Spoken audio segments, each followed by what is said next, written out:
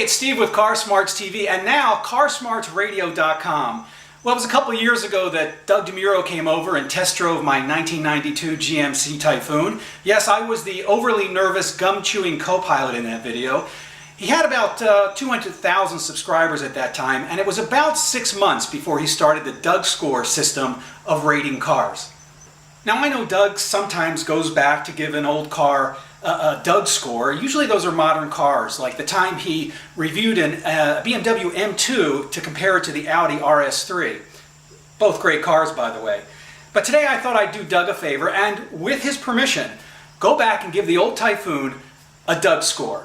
And yes, I will get that engine shot that a jillion of you asked for in the original video. So sit back, enjoy, as I give the GMC Typhoon a DougScore. Starting with the weekend category and styling, I think GM got it right with the cladding and air dams. You've seen other cars and trucks of the era with cladding, and I don't think anyone did it more seamlessly than GMC. It looks great, and it gets a solid 8. Acceleration was astounding for the time. Boost launching this all-wheel drive truck will practically put you in the back seat. Still quick by today's standards, but losing ground on the horsepower to weight ratio of today's cars. Still, its 0 to 60 time of 5.2 gives it a 5. Handling has never been overwhelming, but with fat tires, tuned suspension, and all-wheel drive, it's a heck of a lot better than the standard Jimmys of the era. It has a shorter wheelbase than the Syclone, but its vague steering rivals a school bus, and it scores a 6. Cool factor is growing as these vehicles cross the 25-year classic threshold. They're rare. Less than 5,000 Typhoons were produced, and time has taken its toll on many of them. Some people, including enthusiasts, still have never seen one in person. And does your Nissan Sentra come in a cool die-cast collectible? I think not. It scores an 8. Importance really depends on how you look at it. It was only produced for 2 years, 3 if you include the Syclone, and then GM completely changed the Jimmy platform. But as Doug said, it was one of the first performance SUVs and undeniably paved the road for the Trailblazer SS, the Jeep Grand Cherokee SRT, and maybe even the Porsche Macan Turbo. In my eyes, it scores an 8, giving the Typhoon a total weekend score of 34. That ties the 2012 Mercedes C63 AMG Black Series. Next up is the daily category, and this is where things go south by today's standards. Features are dismal, folks. The 92s had a hand-inflatable lumbar support. A suction bulb connected to a hose sat next to the seat. Literally the only item of convenience is the electric rear window release button located on the dash. Heck, even the cup holders are horrible. The only options on these trucks were a roof rack and a choice of radios, and it gets a 2.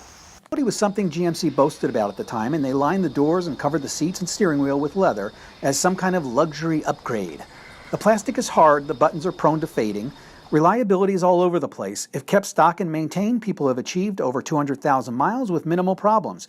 But they do have their weak spots, which keep Sci-Ti veterans and newcomers busy talking to each other in a tight-knit club now mostly found on Facebook. For quality, it scores a 4. Practicality measures capacity and fuel, and it would score a 9 if measured by capacity alone. The Typhoon has 67.3 cubic feet of space, and that doesn't include the optional roof rack.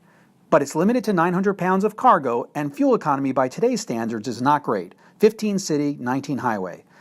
But this truck begs to be driven fast, just not driven every day. So gas is not a huge factor. It scores a 7. It's reasonable for an old truck. I've taken these things on long drives and they are smooth highway cruisers. Typhoons are known for some predictable rattles. The seats differ from 92 to 93, but both are reasonably comfortable. The back seats are average for the times, not all that great. And there are no rear headrests, which is just bizarre by today's standards. It scores a 3. Commenting on the value would be incomplete without mentioning the original sticker price of over $29,000 in 1992. Low mileage examples are creeping into the $20,000 range, and good luck beyond that if this thing is ever used in a Fast and Furious movie. Universal, call me.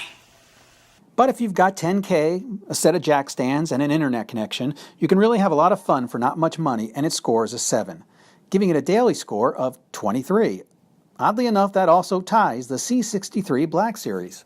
So there you go. A 25-year-old, 300 horsepower, all-wheel drive Jimmy that's on par with a 6-year-old AMG Mercedes. With 5 times the cargo space, 2 more seats, and for about $80,000 less.